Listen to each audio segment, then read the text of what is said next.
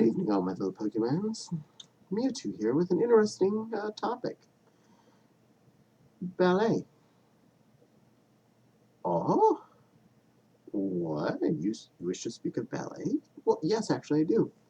Um, I know a lot of guys especially look at ballet and go, oh, they're ballerinas. They're all wimpy doodly doos.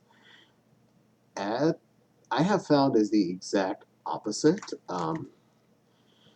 Ballet is rather enduring of a exercise, and it's amazing what can be done or what is done by people of skill in this.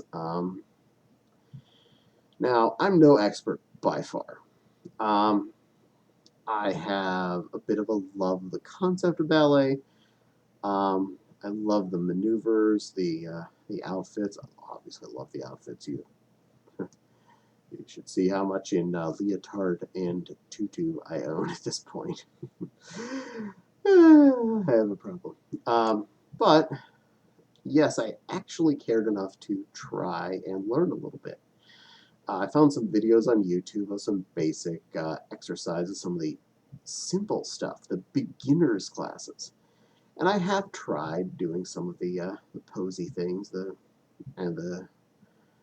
plies and whatnot, and um, a lot of you are like, oh, that's nothing. And then you do like 10 of those, 10 plies with your feet at in third position, which is toe to heel in front of you sideways, and you're like, how do they do this all the time? And then you're like, and this is a basic maneuver. This is a basic thing. Whoa.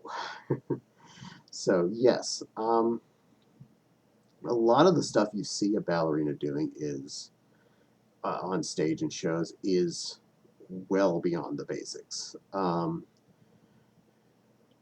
Moving around and flowing in smooth motion is actually a lot harder than it looks. Getting all those poses exactly right, getting all of the maneuvers perfectly right, flexing your body in the right way, keeping your balance in the right way, not breaking your effing toes in the process. I did at some point buy a pair of point shoes off of Amazon or eBay, I don't remember where. I have them. I have worn them. I have not used them properly because I've never gone up on point, because I'm scared to accidentally damage myself. Also, those aren't really super comfortable. You definitely need to pad them in some way if you're going to attempt to use them, but they are functional. So what I'm speaking of called toe shoes, or shoes to go up on point, as to being you would literally be on the tip of your toes up, whole body, and holding that way, possibly moving around depending on what the maneuver entails. And that is a crazy amount of strength in your lower legs, especially. Something most big strong men don't understand. It is a lot crazier, harder than it looks.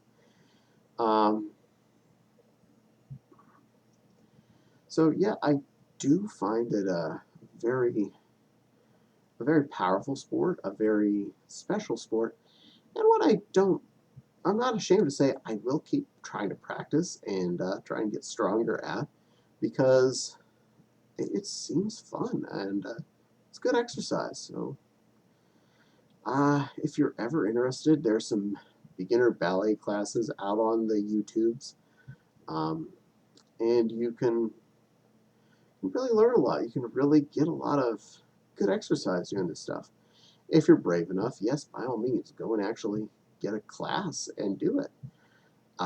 Don't be ashamed. Go out and find a school that's willing to take up students. Be an adult. Go have fun.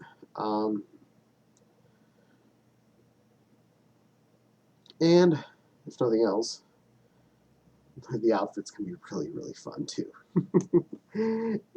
Yeah. I didn't realize how comfortable some of that stuff could be until I owned it, and then I was like, why don't more people wear this stuff? It feels nice. It's comfy. Of course, to be able to do a lot of that stuff, you need to be in super comfiness as a loud vehicle drives by. Hopefully that didn't get recorded. The non-endpoint shoes are a lot cheaper and definitely good for doing around basic stuff. But if you're just practicing yourself, just putting on a pair of socks or a pair of slippers will probably be good enough for doing things like the basic plies and stretches and things. Just make sure you're wearing stuff that's comfortable and stretchy. Not restrictive specifically. You don't put on like your ultra tight jeans that you can barely move your legs in. That would be counterproductive for your children. You need to be able to move. Okay. So, ballet, not for wimps. Very strength training like. Very, very good for flexibility. It's good to be flexible, especially the older you get. I started doing squats for a very important reason. I've seen my mother, and I don't want to get to the point where I can't bend down to tie my shoes. So I'm keeping everything down there as capable as possible as long as I can. And hey, if I lose a pound or two here and there, I don't have a problem with this. All right, my little dancing Pokemons. Definitely want to thank you for tuning in here and listening to my prattling on about Dance Ring. And Mewtwo is letting you know you should go out and look up some videos, take some time, give yourself a good 15 minutes to half hour, and try some of it. Even if you're not sure or think it's weird, do it anyway. It couldn't hurt, could it? The worst thing that could happen is you could enjoy yourself. And no one would see but anyone in your house. So, what's keeping you from it? Mewtwo wants you to go and give it a shot. Don't forget to like, comment, subscribe. My Patreon link is down there as always. Anything given to this channel will support equipment for the channel, such as lighting, microphones, cameras, other stuff, possibly other costume equipment or materials to make said equipment.